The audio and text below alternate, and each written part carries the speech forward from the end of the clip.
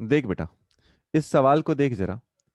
अगर पूरे ऑसिलेशन को मैं डिवाइड कर दूं, है ना, पूरे ऑसिलेशन को मैं डिवाइड कर दूं, ये अपने पास मीन पोजीशन, ये तो सबसे पहली बात क्या होता है, ये पार्टिकल अपना यहां से आगे बढ़ता है, फिर आगे बढ़ता है, उसके बाद इधर से इधर आता है, फिर इधर से इधर आता है, फिर ये और आगे जाता है जहां पे इसकी पोटेंशियल एनर्जी बढ़ती है, फिर और आगे जाता है यहाँ पर, वापस वापस। तो अगर पूरे ऑसिलेशन को देखूं मैं, तो कितने पार्ट में है बेटा, 1 2 3 4 5 6 7 8। तो अगर ये वाले पार्ट का नाम बोला जाए तो कितना ऑसिलेशन है, ये 1/8 ऑसिलेशन है। इसका नाम बोला जाए तो कितना, 2/8 ऑसिलेशन। इसका तो 3/8 ऑसिलेशन, इसका 4/8 ऑसिलेशन, इसका 5/8 ऑसिलेशन। कितने नंबर भी ऑसिलेशन बोल सकते हैं, 6/8, 7/8, जो भी बोलना है हम लोग बोल सकते हैं। अच्छा, अब देखो बेटा, अगर याद करो जरा कि इसका टाइम पीरियड कितना कितना होता था। जो ये वाला पोर्शन होता था अपने पास, इसका टाइम पीरियड होता था T/12 के बराबर। इसके बाद वाले का टाइम पीरियड होता था T/6 के बराबर। इसके बाद का या यहाँ तक का टाइम पीरियड होता था T/4 के बराबर। यहाँ तक का टाइम पीरियड कितना होता था, ये भी होता था T/6 के बराबर, यहाँ के लिए T/12 के बराबर। अगर यहां से चलकर टोटल टाइम पीरियड देखा जाए, ओ से चलकर वापस आने का, तो ये आधा टाइम पीरियड है T/2 के बराबर। और यहाँ का टाइम पीरियड कितना है अपने पास, T/12 के बराबर। तो अगर मैं बोलूं कि इसमें बोला है 5/8 ऑसिलेशन, मतलब क्या, ये यहाँ से टोटल चलकर इधर से इधर से इधर से इधर से यहाँ तक आया, ये है 5/8 ऑसिलेशन। तो इसके लिए टोटल टाइम कितना हो गया, T/2, क्योंकि आधा टाइम हो चुका था, और प्लस T/12। तो दोनों को अगर आप जोड़ दें, T/2 प्लस T/12, तो कितना आ जाएगा टाइम पीरियड। जब आप देखोगे इसका एलसीएम लोगे तो ये आ जाएगा 7T/12 के बराबर। अगर सेकंड सवाल देखो बेटा, सेकंड सवाल और पहले ये सवाल दोनों एक जैसे ही हैं। सेकंड सवाल में बोल रहा है कि ये वाला पार्ट ज्यादा होगा, 1 वाला ज्यादा होगा या 2 वाला ज्यादा होगा, कौन सा ज्यादा होगा। अपन देख सकते हैं कौन सा ज्यादा होगा। मान लो अगर इसको और समझना है अपने को, इन दोनों में कंपैरिजन है, T/6 और T/12 में कंपैरिजन बोल रहा है। तो मान लो अगर टोटल टाइम को मैंने 12 सेकंड बोल दिया, तो ये वाले के लिए 1 सेकंड लग रहा है, ये वाले के लिए 2 सेकंड लग रहा है। तो आप खुद ही बोल सकते हैं कि T2 ज्यादा है, ये वाला पोर्शन का टाइम ज्यादा है दूसरे वाले का, या पहले वाले का टाइम पीरियड कम है, टाइम या time to complete the motion during that part वो थोड़ा कम है। तो हम लोग बता सकते हैं कौन सा ज्यादा है कौन सा कम। देख बेटा, पहला जो सवाल बोल रहा है उसमें क्या बोल रहा है कि एक पार्टिकल है जो एसएचएम सेम फ्रीक्वेंसी का एग्जीक्यूट कर रहा, दोनों अपोजिट डायरेक्शन में जा रहे हैं, दोनों अपोजिट डायरेक्शन में जा रहे हैं। तो दोनों अपोजिट डायरेक्शन में जा रहे हैं, मान लो यहां से एक और आधे पे मिलते हैं। तो इसके लिए अगर देखा जाए तो इसका फेजर किधर जा रहा है बेटा, इसके लिए फेजर ऊपर जाएगा। और दूसरा दूसरा क्या बोल रहा, वो अपोजिट डायरेक्शन में, तो दूसरा नीचे आ रहा होगा, उसका फेजर नीचे आ रहा होगा। A/2 के लिए अगर देखें, ये डिस्टेंस कितना उन्होंने बोला, y = A/2, और ये है अपने पास A साइन थीटा के बराबर, या A साइन ओमेगा टी, जो भी लेना है। तो यहाँ से ओमेगा टी को हम लोग निकाल सकते हैं 30 डिग्री। अगर ये 30 डिग्री है तो इधर वाला भी हो जाएगा 30 डिग्री, और अगर ये 30 है, ये 30 है, तो ये वाला हो जाएगा अपने पास 120 डिग्री, 120 डिग्री। और 2π/3 किसके बराबर होता है, 120 डिग्री के बराबर होता है। चलो, इसका सेकंड मेथड, ऊपर वाले सवाल का ही सेकंड मेथड, इसमें याद करो, ये अपने पास 0, ये A, ये A/2, यहां से यहां तक आने में कितना, 30 डिग्री। ये बोल रहा है जब ये आगे आ रहा, दूसरा वाला रिटर्न आ रहा होगा, इसी सेम पॉइंट पे एक दूसरे को क्रॉस करे। ये 30 तो इधर हो जाएगा 60 डिग्री, ये 60 डिग्री तो इधर भी हो जाएगा 60 डिग्री। तो टोटल हो गया 120 डिग्री। अगर सेकंड वाले सवाल के लिए बात करें बेटा, तो उसमें टोटल फेज डिफरेंस बताने बोला है। तो पहले वाले के लिए अगर आप θ1 निकाल लें, θ1 एट T = 1 पे बोला हुआ है जो, तो वो आ जाएगा अपने पास π/2 प्लस थीटा, π/2 प्लस थीटा। दूसरे के लिए या फाई, दूसरे के लिए θ2 निकालें, T = 1 पे, T = 1 पे, तो ये आ जाएगा 2π/3 प्लस थीटा। जब आप दोनों को माइनस कर दोगे, जब आप दोनों को माइनस कर दोगे तो आंसर अपने पास आ जाएगा 30 डिग्री, जो कि पाई/6 के बराबर है। आ जाओ बेटा, इन दोनों सवाल को देखो। इसमें क्या बोल रहा है, एक पार्टिकल एग्जीक्यूट कर रहा है एसएचएम, जिसका एम्पलीट्यूड दिया है ए और टाइम पीरियड टी। अगर टाइम पीरियड पता है, उसके बाद मैक्सिमम स्पीड पूछा है। वी मैक्स किसके बराबर होता है, ओमेगा इंटू ए के बराबर होता है। वी मैक्स, ओमेगा को क्या लिख सकते हैं आप, 2 पाई/टी के बराबर, ए के बराबर, यानी आंसर आ गया। अब दूसरे पे आते हैं। दूसरा बोल रहा अपने पास एसएचएम एग्जीक्यूट कर रहा है, a particle is executing SHM with amplitude, अपने को पता है ना, एम्पलीट्यूड दिया हुआ है, and maximum velocity v naught भी दिया हुआ है। तो मैक्सिमम वेलोसिटी जैसे ही दिखा तो v not is equal to a omega, और वेलोसिटी एम्पलीट्यूड का रिलेशन भी एक है, v इज इक्वल टू अपने पास है omega under root of a square minus x square या वाई स्क्वायर, जो भी लेना अपने को। ठीक है, x की जगह पे क्या दिया है अपने पास, 3a/4। बस अब स्टार्ट करेंगे, कहानी खत्म हो जाएगा। v is equal to omega, omega को हम लोग क्या लिख सकते हैं यहां से, v not upon a is equal to omega के बराबर, तो ये आया we not upon a under root, यहां पर कितना आया अपने पास, ये है ए स्क्वायर, और इधर है 3a का होल स्क्वायर अपॉन 4 का स्क्वायर हो गया 16, तो ऊपर आ जाएगा 7a स्क्वायर, इधर बाहर आ जाएगा 4, तो ये आया we not is equal to, या v is equal to V not upon A, ऊपर आया अपने पास a इंटू रूट अंडर 7, क्योंकि 16 - 9 हो गया 7, और डिवाइडेड बाई 4, ये कट गया, आंसर आया अपने पास वी नॉट इंटू 7/4, और ये हो गया इस सवाल का आंसर। आगे देख बेटा, अगर हम लोग एसएचएम की बात करें, हम लोग एसएचएम सिंपल हार्मोनिक मोशन की बात करें, तो इसमें सबसे ज्यादा जो किसी के बारे में चर्चा होती है वो स्प्रिंग मास सिस्टम के लिए। तो पहले हम लोग स्प्रिंग मास सिस्टम की डिफरेंट डिफरेंट केसेस कर लेंगे, जो बेसिक केस है वहां से स्टार्ट करते हुए। तो देख बेटा, सबसे पहले मान लो एक स्प्रिंग को एक मास से कनेक्ट कर दिया गया है, और यहां पर उसको रख दिया गया। ठीक है, ये अपने पास इसका प्लेटफॉर्म है, ऊपर रखा हुआ।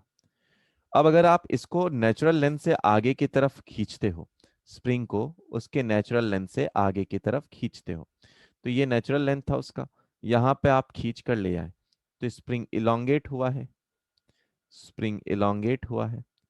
तो स्प्रिंग पे जो फोर्स लग रहा है बेटा, वो पीछे की तरफ हो रहा है, डिस्प्लेसमेंट आगे की तरफ हो रहा, और स्प्रिंग के फोर्स पीछे की तरफ लग रहा। ये है फोर्स बाय स्प्रिंग, और ये है डिस्प्लेसमेंट। तो force by spring is equal to कितना आया बेटा, -k टाइम्स x आया, k being the spring constant. और अपने पास फोर्स को आप क्या लिख सकते हो बेटा, फोर्स को आप लिख सकते हो mass into acceleration of this block, which is equal to -k times x, यानी एक्सेलरेशन इज इक्वल टू कितना है बेटा, -k/m के बराबर इंटू एक्स।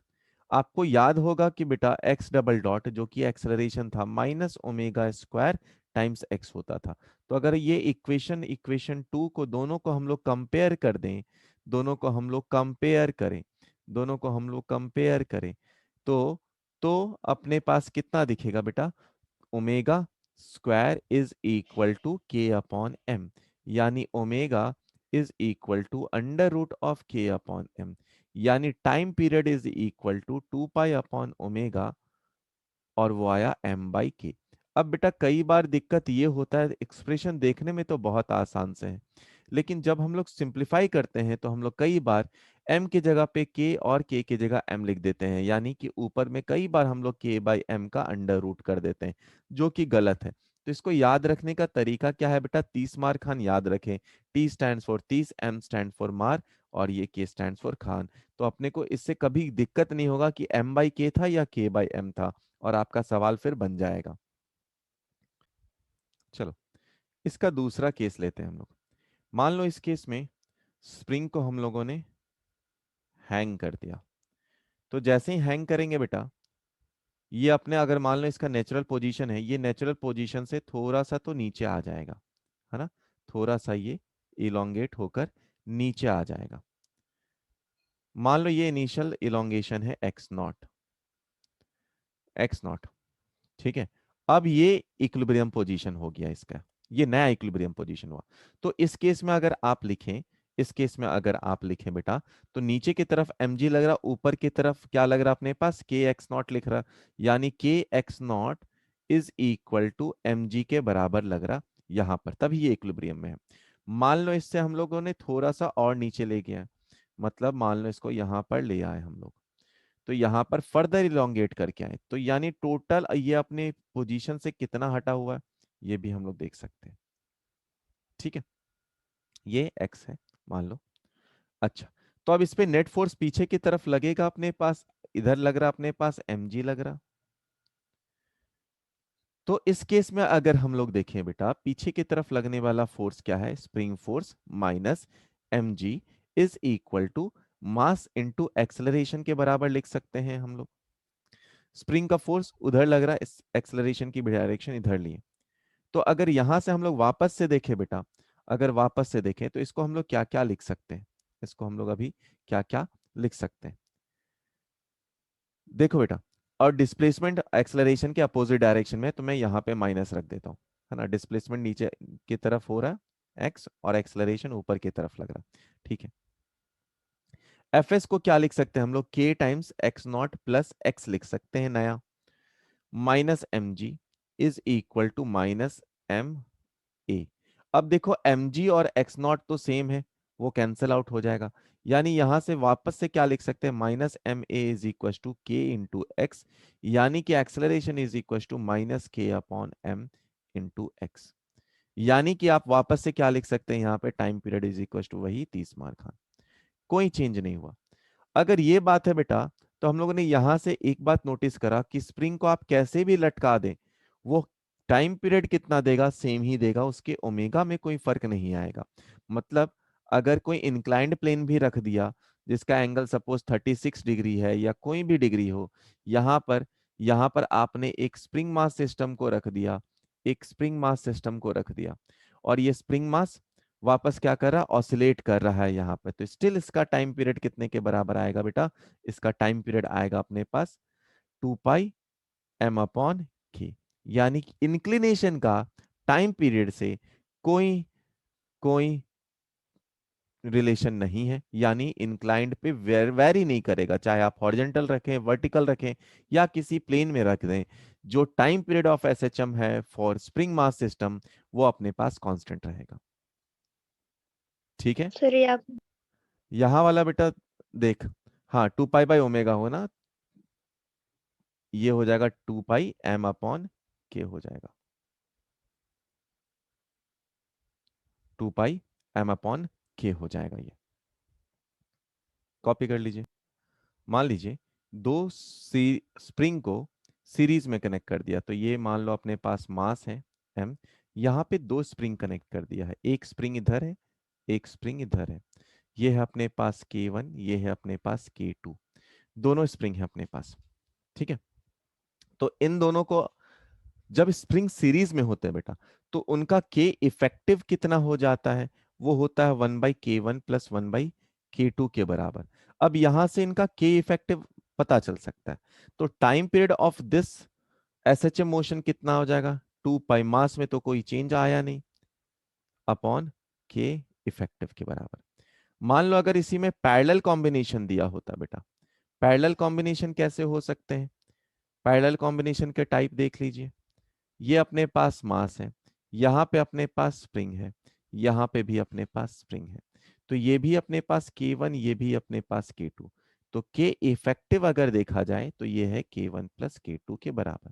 यानी यहाँ पे भी टाइम पीरियड निकाला जाए तो क्या आ जाएगा, 2 pi under root m upon k effective के बराबर आ जाएगा। तीसरे टाइप का जो अपने पास टाइम पीरियड निकल आता है, मान लो यहाँ पर ये एक मास रखा हुआ है, ये अपने पास कनेक्टेड है, ये भी अपने पास कनेक्टेड है, स्टिल ये दोनों पैरेलल कॉम्बिनेशन है, क्योंकि इनका एक जो एंड है वो वॉल से लगा हुआ, दूसरा मास से लगा हुआ, तो दोनों पैरेलल कॉम्बिनेशन में है, तो इनका भी एक्सप्रेशन क्या आ जाएगा, सेम ही आएगा।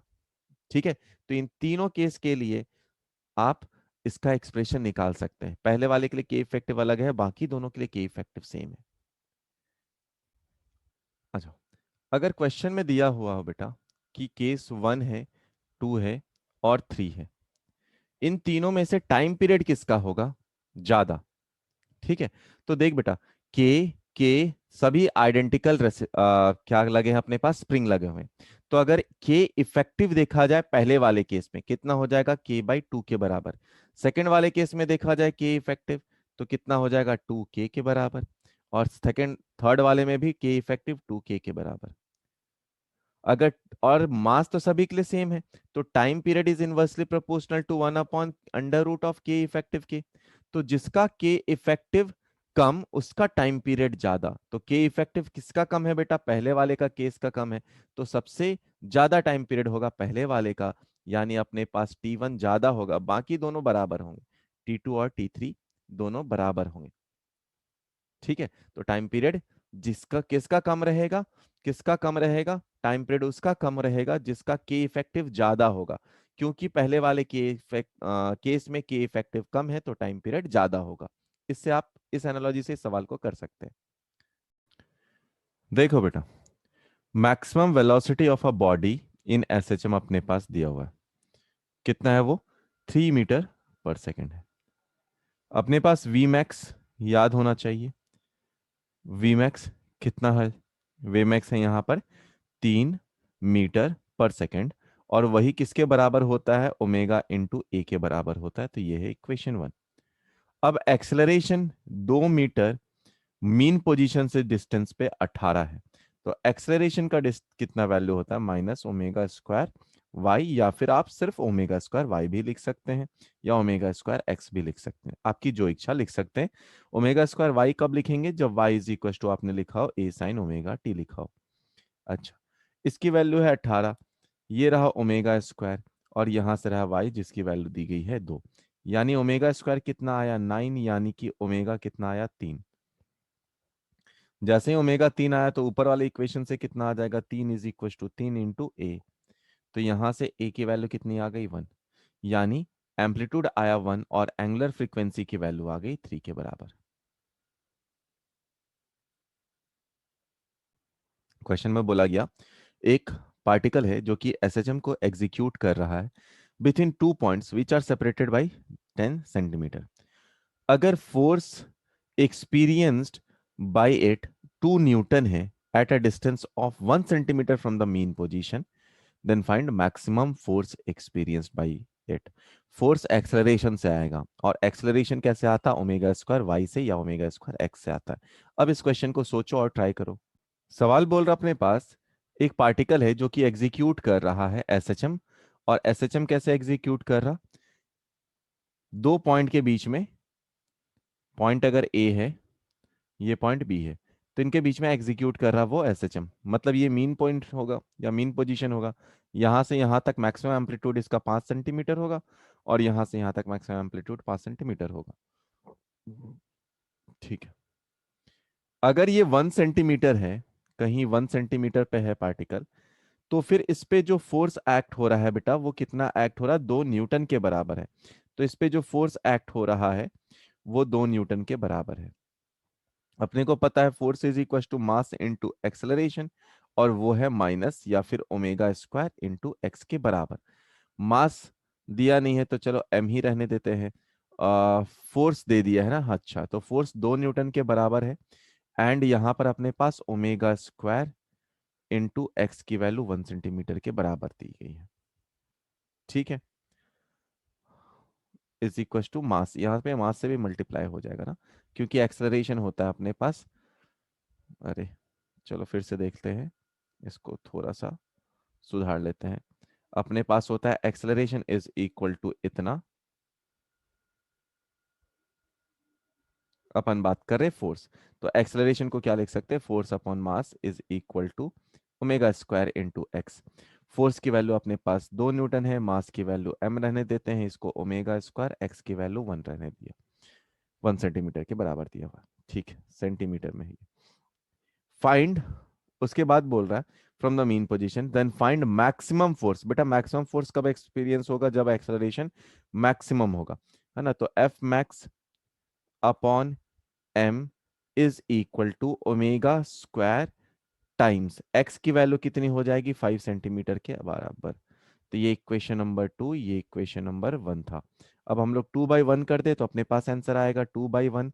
अगर कर दें तो कितना आ जाएगा बेटा, F maximum upon F omega square cancel out हो गया बेटा। और ये आया अपने पास, ये आया अपने पास कितना, अपने पास इधर से डिवाइड कर देते हैं ना, एफ की वैल्यू थी 2/m, वो भी रखना है अपने को। ठीक है। हाँ, तो एफ की वैल्यू थी अपने पास F max upon M, F की अपॉन एम, उधर ओमेगा स्क्वायर कैंसिल आउट हो गया 1/5, ये आया एफ मैक्स। और इक्वेशन 1 में अपने पास था 2 m कैंसिल आउट हो जाएगा वहां पर। और इज इक्वल टू नहीं, ये 5 था ना, 5/1, 5/1, तो मल्टीप्लाई होगा, ये है 5/1, ये है 5/1, तो एफ मैक्स की वैल्यू कितनी आ जाएगी यहाँ से, 10 न्यूटन के बराबर आ जाएगी। ठीक है, बस इक्वेशन 2 और इक्वेशन 1 को डिवाइड करना है, अपना आंसर आ जाएगा। आओ, इस सवाल में क्या बोल रहा है कि particle execute SHM with time period of 2 second. तो कैपिटल टी की वैल्यू 2 सेकेंड दी गई है। अच्छा, find time taken by it to move from one extreme position to nearest midpoint between mid and extreme। चलो देखते हैं। अगर पेंडुलम का केस करें, यहां पे पहुंच गए, तो ये अपने पास क्या है, मिड पॉइंट है या मीन पोजीशन है, ये अपने पास मीन पोजीशन है।